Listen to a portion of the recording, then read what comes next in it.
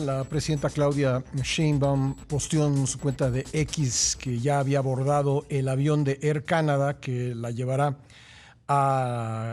pues hasta Calgary, Canadá, y de ahí se desplazará por tierra a Kananaskis para formar parte de la reunión del grupo de los 7 al que acude como invitada. Y vamos a hablar sobre esta reunión, la del G7 en Canadá, y también sobre la presencia de la presidenta de México, quien acude como observadora, invitada por el primer ministro canadiense Mark Carney, con Jorge Castañeda, exsecretario de Relaciones Exteriores y profesor de la Universidad de Nueva York. ¿Cómo estás, Jorge? Bienvenido nuevamente al programa.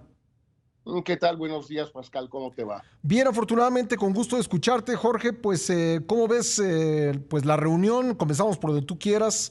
Esta reunión del G7 que ocurre en momentos de muchas tensiones en el mundo, y también pues la participación de Claudia Sheinbaum, quien se reunirá ahí, ya está confirmado, con el presidente Donald Trump a eso de las 3:40 de la tarde de mañana martes. Pues mira, Pascal, yo creo que lo primero que vale la pena destacar de esta reunión es que no va a ser exactamente como estaba prevista. La reunión del G7, me refiero, en el sentido de que el país anfitrión, Canadá, pues había trabajado mucho para tratar de concentrar la atención de los invitados, primero los otros 6 miembros del G7 y luego los otros casi 10, creo que son más o menos 10 invitados, como la presidenta Sheinbaum.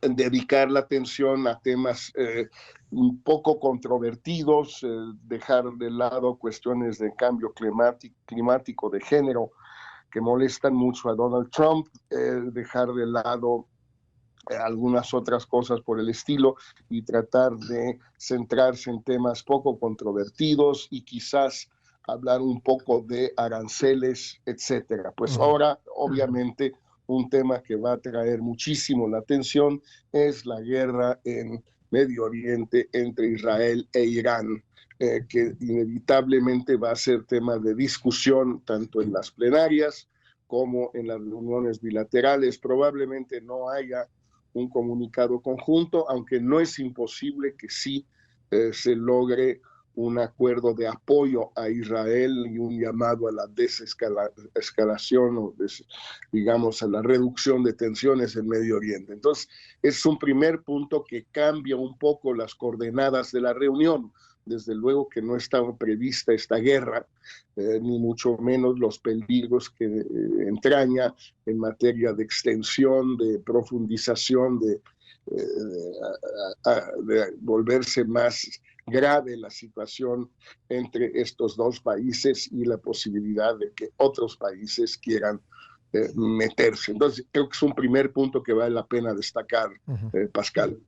Bueno, pues sí, una reunión dominada, ¿no?, por este conflicto de los últimos días entre Irán e Israel. ¿Qué podemos prever, digamos, en este clima? Con pues Trump teniendo un papel pues protagónico, no solo por ser presidente de Estados Unidos, sino por su propio carácter, y también por el hecho de que de los 7 asistentes, 5 son nuevos. Son nuevos, creo que los únicos, el único al que conoce bien es al presidente Macron de Francia. Sí. Macron asistió a varias reuniones del G7 con Trump durante el primer periodo de Trump y tiene una relación cordial, digamos, con él. Se ha reunido con Sir Keith Starmer del Reino Unido, pero no en reuniones de G7, y siempre es imprevisible Trump en estas reuniones. Hay la famosa foto de él sentado y como Angela Merkel más o menos regañándolo, pero él en una posición, en una postura muy agresiva. En fin, no es un personaje fácil en las cumbres, por eso decía que los canadienses han intentado que no haya fricciones, que no haya tensiones, que no haya temas controvertidos y probablemente no haya tampoco un documento común al final, porque Trump suele no aceptar ese tipo de documentos, aunque en este caso, insisto, tal vez sí lo haya a propósito de la guerra, ¿no? Ya, Jorge, me queda en este bloque un minutito y medio preguntarte sobre otros temas, el asunto de los aranceles, de la política comercial de Washington. ¿Qué tanto crees que pudiera ser parte de las conclusiones o las discusiones de este G7? Bueno, en los medios que siguen estas reuniones, Pascal, se habla mucho de qué tipo de encuentro, de saludo, de lenguaje corporal habrá entre el presidente Trump y la comisionada europea, la presidenta de la Comisión Europea, Van der Leyen, porque hasta ahora no ha querido recibirla Trump, no ha querido hablar con ella, han querido Estados Unidos que los aranceles se discutan, si posible, país por país de la Unión Europea. Obviamente la Unión Europea no ha querido, por eso no se ha avanzado mucho. Será una señal importante de si sí hay discusiones, el que haya un encuentro entre los dos y que sea cordial, aunque el encuentro sea muy breve, de 5 o 10 minutos. Estas bilaterales suelen ser relativamente breves, aunque algunas, como por ejemplo entre Trump y, no recuerdo, creo que la canciller Merkel en algunos momentos, pues sí fueron más prolongadas. Bien, Jorge, tengo que hacer una pausa aquí y regresamos, si te parece, para hablar sobre el encuentro entre Claudia Sheinbaum y Donald Trump, si eres tan amable. Perfecto. Volvemos. Le agradezco mucho a Jorge Castañeda que me haya esperado para continuar con esta conversación. Estamos hablando con él sobre la cumbre del G7 y ahora vamos a hablar específicamente de la reunión entre la presidenta Sheinbaum y el presidente Trump que tendrá lugar en el marco de esa reunión internacional en Kananaskis, Alberta, Canadá. Jorge, hoy en la columna en el periódico Excelsior hice una lista pues yo encontré 10, tal vez haya más, situaciones de conflicto en la relación bilateral en este momento. Obviamente las más apremiantes son remesas, aranceles y redadas. ¿Cuántos temas crees que se puedan abordar pues en la hora de conversación que está contemplada en la agenda? Es la agenda de la presidenta Sheinbaum, no sabemos realmente cuánto tiempo se van a reunir, pero ¿cuántos temas crees que se puedan abordar en esta reunión? Pues mira, Pascal, esto normalmente depende de qué tipo de formato se adopte. Si hay un breve momento, digamos, donde están solos la presidenta Sheinbaum y Trump, y luego entran los equipos, o si desde el principio están los equipos, en primer lugar. En segundo lugar, si se desarrolla en inglés sin traducción consecutiva o incluso simultánea. Yo había sugerido hace un par de semanas, cuando también sugerí que efectivamente debía aceptar Claudia Sheinbaum esta invitación, que recurriera a un intérprete independientemente del hecho de que habla inglés y de que ha conversado en inglés con Trump por teléfono. La presencia de un traductor le da más tiempo para pensar las cosas y, de todos modos, por bueno que sea su inglés, y supongo que lo es, no lo he escuchado, pero no es lo mismo que el idioma nativo. Pues, y además Trump usa muchos modismos, ¿no? Muchos modismos, sí, que no son fáciles de seguir, de entender, etcétera.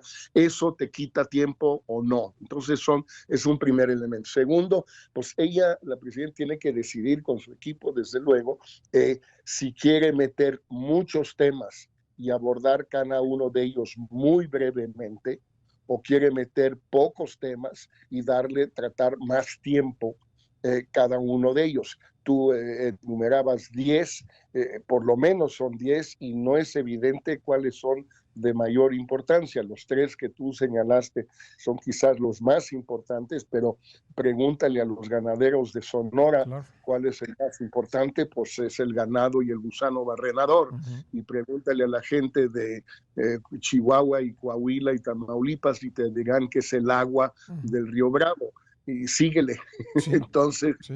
Pues ahí el tema es saber cuál es, y creo que es el gran reto Oye, Jorge, y equipo pregúntale a la gobernadora de Baja California y te va a decir que pues quiere saber qué pasó con la visa, ¿no? con la visa Sí. y también si Sheinbaum quiere saber a quiénes más le Sí. van a quitar la visa o se la han quitado o qué tienen la intención de hacer. Ujú. Aquí yo creo que el gran reto es cuál es la agenda de México, la agenda de Claudia Sheinbaum, no la reacción o la respuesta a la agenda de Donald Trump, que es lo que ha venido haciendo Claudia Sheinbaum en estos primeros 8 meses, Ujú. reaccionando a lo que hace Trump. Algunas piensan que lo ha hecho bien, otros piensan que no tan bien, en fin, se puede discutir todo lo que tú quieras, pero el hecho que me parece indiscutible es que lo que hemos visto son respuestas mexicanas a la agenda de Trump, Ujú. no una agenda mexicana. Ujú. Yo no sé cuál sea, Ujú. pero sí me parece que habría que empezar, ella debiera empezar la conversación planteando su agenda. Eso sería lo más importante, en mi opinión.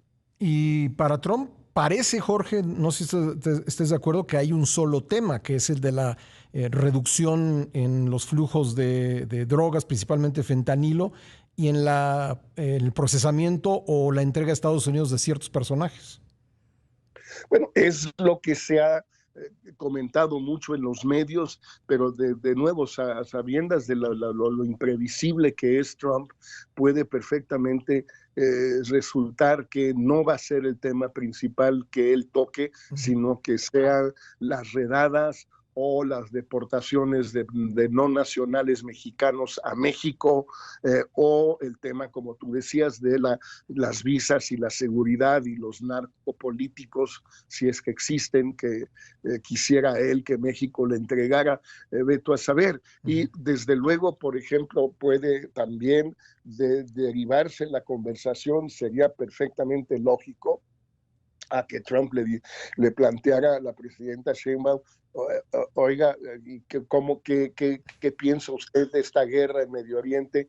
¿Qué piensa usted de lo que está sucediendo? Ujú. Por cierto, yo le quería compartir que bla, bla, bla, bla, bla. Lo Ujú. sé, qué sé yo, vamos a entrar en guerra a Estados Unidos, no vamos a entrar en guerra, vamos a mantenernos al margen, al contrario, a ayudar a Israel, qué sé yo. Es decir, es muy difícil prever todo eso. Por eso me parece muy importante que México llegue con una agenda. Yo no sé Ujú. cuál sea el tema más importante para México. Si es el comercio, si es el crecimiento de la economía mexicana, primero. Y segundo, si la presidenta Sheinbaum está en condiciones de utilizar las pocas armas que tiene. Ujú. Porque un argumento muy claro, perdón, adelante, No, Pascal, no, dime. adelante, termina, por favor, Jorge. Un argumento, pero que es muy peligroso, muy arriesgado, decir, mire, yo estoy haciendo un enorme esfuerzo por cooperar aquí con usted en materia de fentanilo, en materia de evitar que llegue más gente a la frontera de Estados Unidos, en una serie de frentes estamos haciendo un gran esfuerzo, pero usted tiene que entender que esto me puede empezar a costar políticamente en Estados Unidos, en México, y entonces sí es importante para México y para mí que usted también tome en cuenta mis necesidades políticas, por ejemplo, que ya le bajen ustedes a las ofensas constantes a los mexicanos en Estados Unidos, a México, al gobierno de México, etcétera, Sí. porque mi cooperación tiene límites, no es ilimitada por consideraciones políticas que usted como político entiende muy bien. Es un arma muy potente, pero tremendamente arriesgada. Sí. Bueno, pues estaremos viéndolo, Jorge, mañana 3:40 de la tarde, es la misma hora aquí en Alberta, Canadá. Sí que estaremos viendo esta reunión y seguramente comentándola después contigo si nos lo permites. Gracias, Jorge. Gracias, Pascal, un abrazo. Otro para ti. Gracias.